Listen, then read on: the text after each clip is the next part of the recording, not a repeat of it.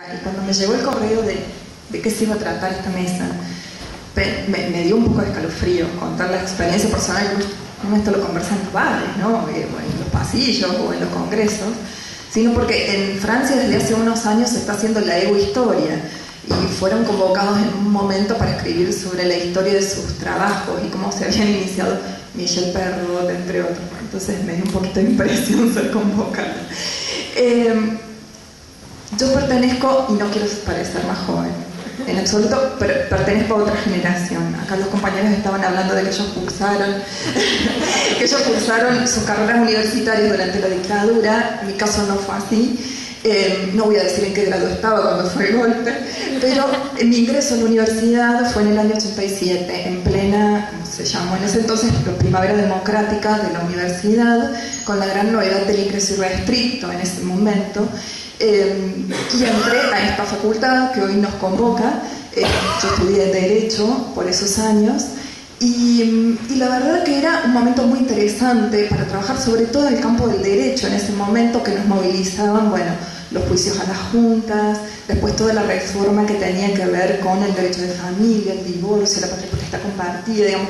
Era un momento muy interesante para trabajar en el ámbito del derecho, y con esa ilusión cursé la carrera.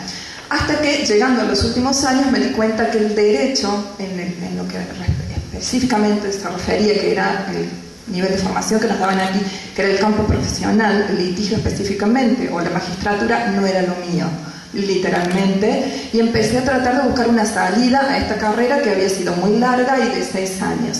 Entonces, decidí acercarme a una cátedra, la cátedra de Historia del Derecho, que era en ese entonces, estamos hablando de principios de los años 90, una de las pocas cátedras que hacía investigación. Como la historia me fascinaba, entonces bueno, llegué con mucha alegría a esta cátedra. En esa cátedra me informaron acerca de las posibilidades de iniciar una carrera en la investigación. Por ese entonces, estar en una cátedra de las no codificadas, como se llama en el derecho, y decidir no litigar era realmente ser un bicho demasiado extraño en esta facultad. Fue la decisión que tomé y comencé entonces a pensar en la posibilidad de hacer una tesis doctoral. Como acá de parte de mis compañeros nos comentaron lo que ellos vivieron en los 80 y en los 70, yo también lo viví en los 90. Esta facultad no estaba preparada para formar investigadores. Creo que todavía hoy no lo está preparada, pero en ese momento menos aún. Era muy poca gente la que investigaba, y quienes lo hacían fundamentalmente en ese entonces era todo el área de filosofía del derecho, con Carlos Ernst a la cabeza, Caracciolo, que después regresó, que estaban muy alejados de lo que era la historia del derecho, donde en ese momento se hacía, bueno, todavía se continúa haciendo en algunos sectores, una investigación muy institucionalizada, muy descriptiva de la historia del derecho. Inicié entonces mi proceso por el archivo histórico, todavía siendo una estudiante de grado, porque necesitaba aprender a leer los expedientes judiciales del siglo XVIII.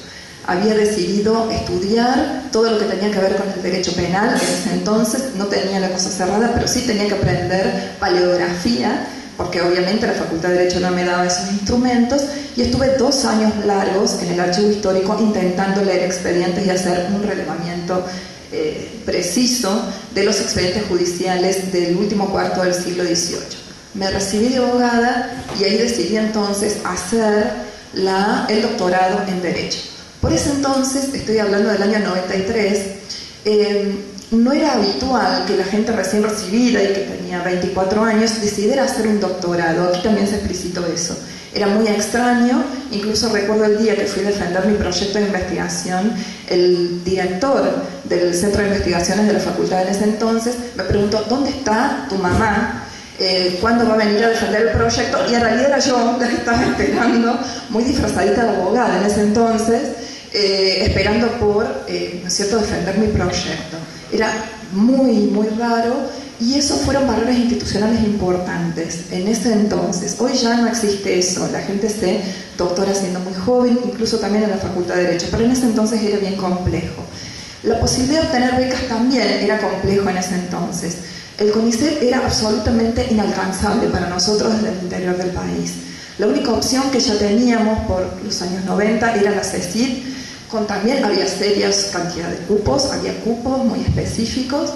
No todo el mundo que postulaba para obtener becas en ese entonces las obtenía. Tuve la suerte de obtener la mía para hacer mi carrera de doctorado en este contexto. Y ahí empezó todo un problema interno y académico a la vez.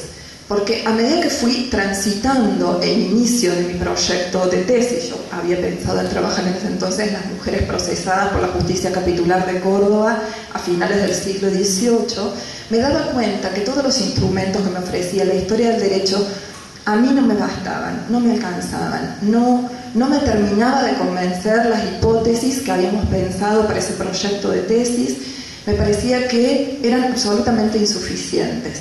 Rápidamente entonces inicié contacto con la Facultad de Filosofía y el Centro de Estudios Avanzados en ese momento, que ya empezaban a dictar cursos. Y me encontré con lo que fue la historia social, como recién decía Mónica, y empecé a hacer todo curso de posgrado que encontrara en ese entonces, que no fuera de historia contemporánea, los hice absolutamente a todos, en el CEA y en el Centro y en la Facultad de Filosofía.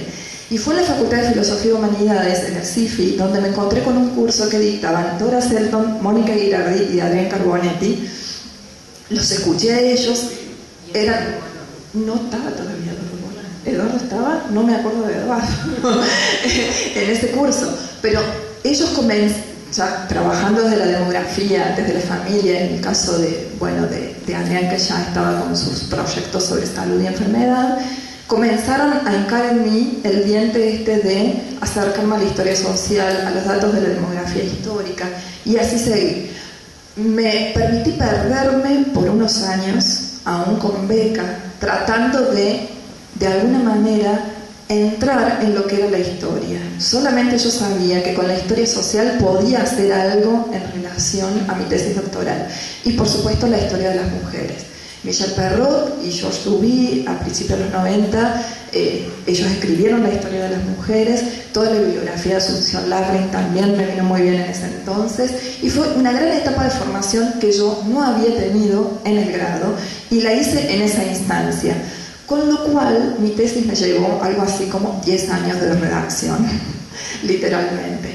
No estuve tan encerrada, esto también se habló en ese entonces, pero el problema era, como decían nuestros reglamentos, de que no podíamos publicar nada, con lo cual, si uno pretendía publicar o pretendía ir a un congreso, había que inventarse otros temas, seguramente relacionados con esa tesis, pero no aplicados directamente en el contenido de la tesis, cuyos contenidos teníamos que presentar en los informes de CECID, ¿no es cierto? Entonces había que ser muy cuidadosos al respecto, y esto originaba un desgaste impresionante en ese momento.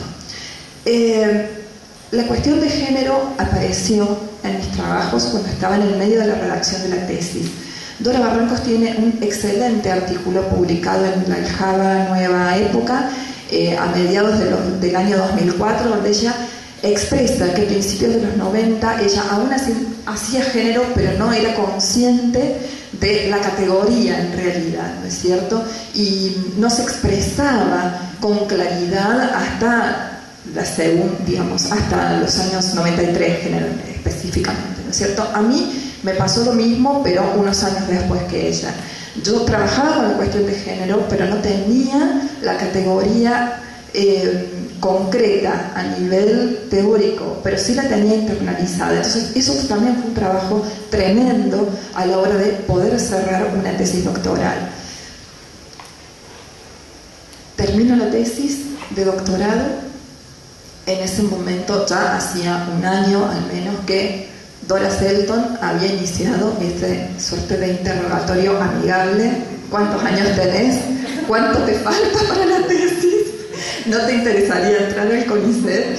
Bueno, me dejé convencer en un brindis de fin de año para iniciar entonces el proceso de presentarme a la Cámara del CONICET.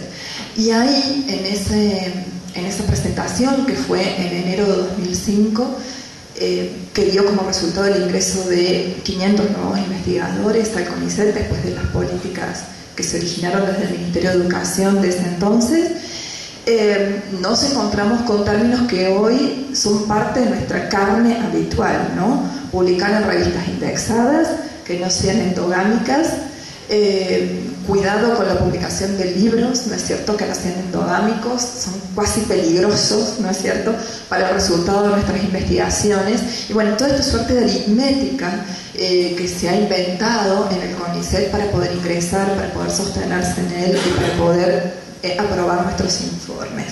Más allá de esto y más allá de estas reglas escritas y no escritas que tiene el CONICET, a mí me parece un espacio sumamente interesante de aprendizaje.